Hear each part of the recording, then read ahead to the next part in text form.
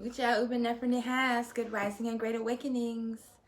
And this is the third and final installment in preparation for the Ancient African Adorations concert, which is tomorrow evening at 8 p.m. Central at stageit.com. The link is below in the description.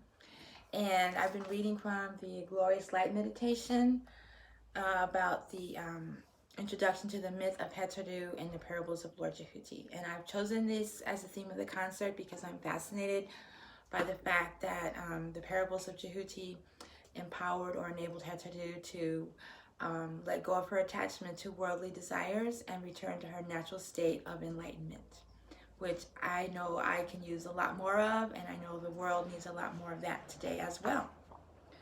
So we are going to pick up where we left off yesterday. We're reading about the creation, and here we go. This is page 29. Hetheru transformed herself into the form of a lioness. She began to kill the unrighteous people and then liked it so much that she began to kill indiscriminately. She left Egypt in search of more prey, and the Hetheru wondered if she would ever stop or if she would kill everyone, including the gods and goddesses as well. When she left Egypt, or Kemet, it was devastated. Gloom filled the atmosphere. Everything was in decline. The forces of darkness, chaos, injustice, unrighteousness, and evil began to take control of the land because Hetheru, who was the power of Ra, which he used to uphold righteousness and truth, had left the land. Ra, the supreme being, creator of all the gods and goddesses and the entire universe, became sorrowful at the loss of his daughter, his very power. Hetheru took pleasure in her new form. She killed everything she could find. She lived in the forest and took delight in causing fear and pain.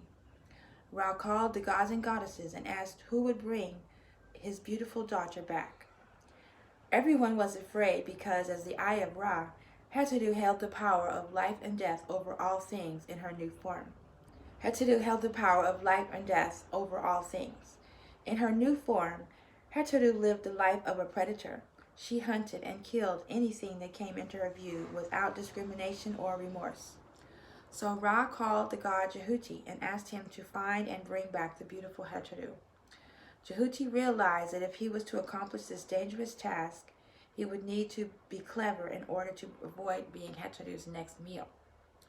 Djehuty transformed himself into the form of a harmless baboon, and then he set out to find Hetheru.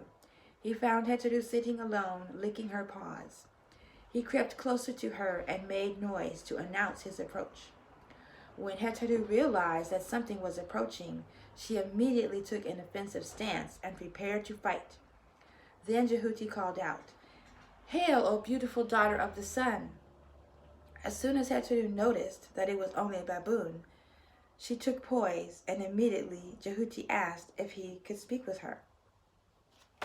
And next comes the first parable, which will be presented in music form tomorrow evening at 8 p.m. Central, stageit.com. And I'm really looking forward to these next series of concerts where we'll cover the 4 parables in each session. And we'll have some other chants and some more information and teachings about the goddess Hetheru as well. So thank you for following along, and see you tomorrow evening. Hatep.